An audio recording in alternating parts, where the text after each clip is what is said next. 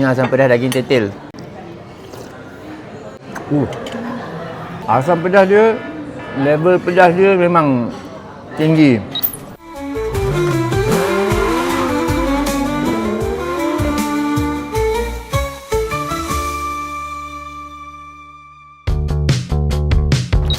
Assalamualaikum, nama saya Ciri Azali dan sekarang ni saya ada dekat Damansara Nexus. Ni dekat kota Damansara lah. Jadi kalau tanyalah buka mana hari ni, ada satu restoran Kelantan dekat dalam ni.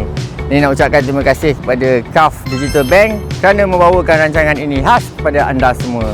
Dah jom, jangan cerita banyak, kita pergi buka puasa.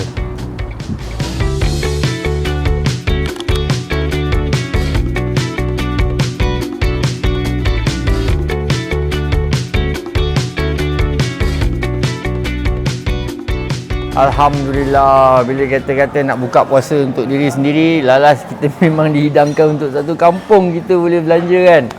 Jadi inilah dia set yang dihidangkan untuk bulan puasa di Kelantan ni. Okay, ni dia ada set dulang dia.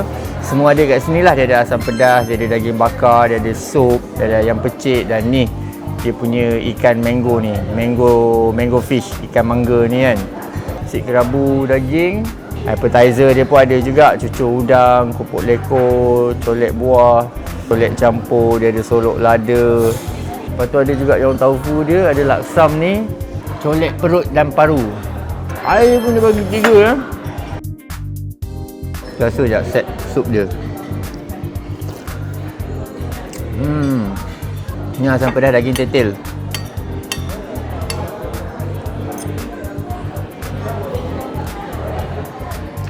Pedas geng asam pedas dia. Asam pedas dia, level pedas dia memang tinggi. Sedap. Dapat rasa dia punya asam dia tu kan. Sedap sebenarnya. Beda pedas sikit. Ayam pecik Kelantan memang ada 2-3 jenis ni. Tengok macam ni pun ada juga Ni rasa apa ni? Manis.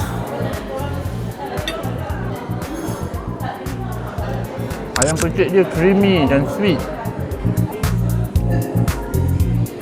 Daging bakar dia pun dia bagi sos cicah dia ni.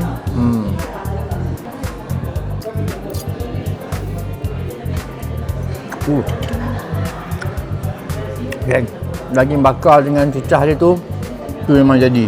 Ini memang sedap. Ini pula syakap mango. Biasanya kita makan syakap steam lah, masam manis kan. Kita ambil dia punya sos sikit.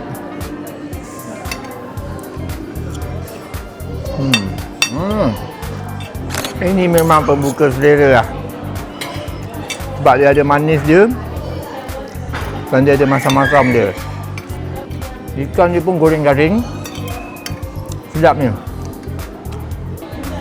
Ikan dia dengan daging bakar dia favorite. Memang best.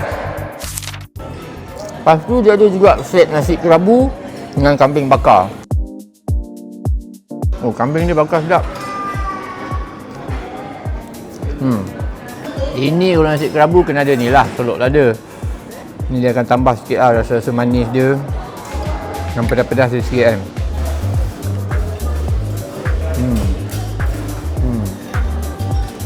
Komplit juga.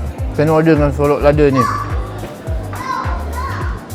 Baru semua rasa tu ada dalam mulut kita kan.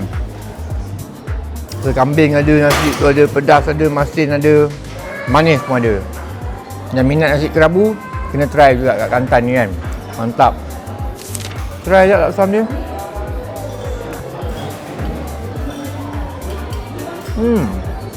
Dia ada manis-manis, lemak-lemak. Kuah laksam dia sedap guys. Kuah laksam dia memang sedap. Air ni kita rasa 3 layer tea pula. Dia ada gula kat bawah, susu kat tengah, teh kat atas. Sedap. Ni manis lah. Siapa suka air manis, boleh order ni lah. 3 layer tea kan. Manis sikit lah. Jadi kalau kita macam nak makan snack-snack dia pun ada juga. Dia ada colek buah dia, dia ada popai goreng dia dan dia ada juga kerupuk leko kan. Makanan yang memang sememangnya sinonim dengan Kelantan kan, belah-belah pantai timur. Okey, ni ada juga air sirap bandung cincau dia. Terasa sikit